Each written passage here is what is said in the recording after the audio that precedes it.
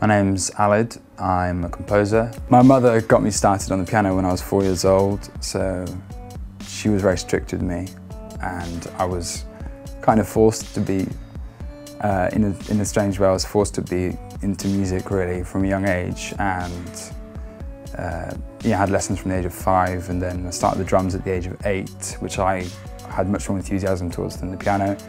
I then kind of gave up the classical stuff and I was more interested in jazz.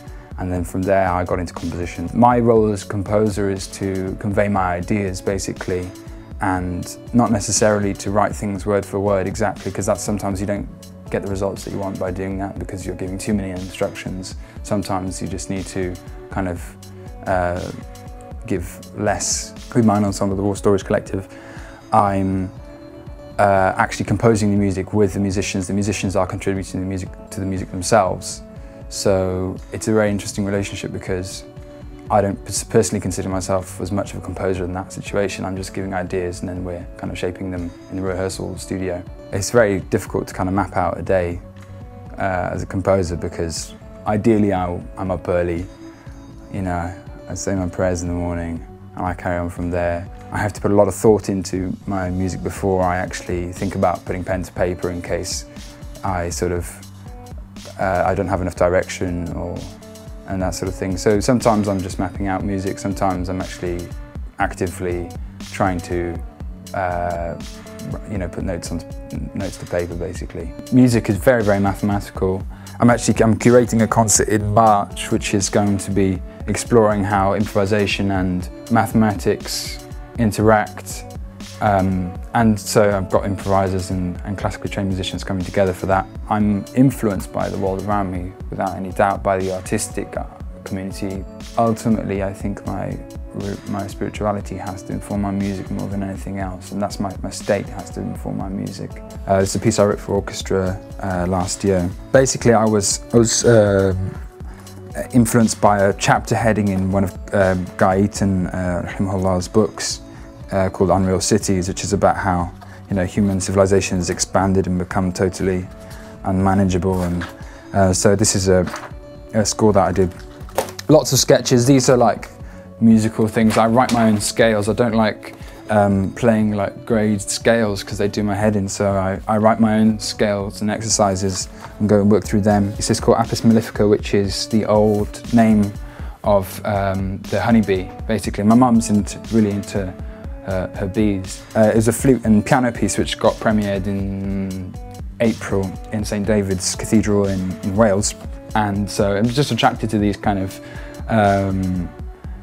natural, they're just how wonderful these things are really, and trying to draw people's attention to how, to have some awe of creation, and maybe by doing that people will feel compelled to, have a few bees in their back garden or something. Does that make sense? Yeah.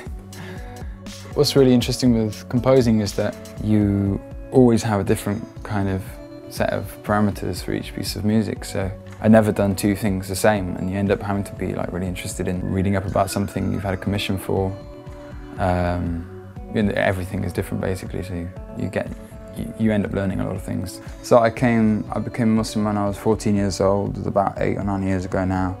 And it was really through books. At one stage I gave up music once I became a Muslim, which was like a step I thought was necessary. And then some years later I decided to pick it up again. I found myself in Damascus studying Arabic and wondering whether to come back to study at Trinity College of Music. I had a degree there waiting to be done, but I was free to study Arabic and become, very involved in Islamic sciences. I made a decision to come back here. Muslims need their own kind of way of speaking, their own language, their own artistic language, which is convincing, is serious. It takes both the religion and the cultural or intellectual craft kind of nature of it really seriously as well, and that's the only way forward, I think. There are kind of two extremes. There is an extreme westernization there's extreme obsession with Western culture, which I think is very unhealthy, and at the same time there's an extreme kind of opposition to anything of musical nature or artistic nature or anything relating to humanities in our communities. It's a very degraded kind of discipline. And I think that's definitely a shame, because Islam has always had a cultural kind of a musical face. It's always had a visual, artistic, something to say there, and it's always inspired so many people. I think to drawn a lot of people into Islam over the centuries. Historically, the way things worked is that good Muslims produced art, and it was good art. It wasn't considered Islamic. It was just that's where it came from, and that's the kind of effect it had on people. I do feel there's a place for it, and that people can benefit from it, and there are a lot of people trying to say something about how empty we are spiritually, even if they're not Muslims. And I also feel very strongly that art can connect us to something bigger than ourselves if it's used in the right context, and that's what I think art should do, really. And I hope that Muslims can connect more to it.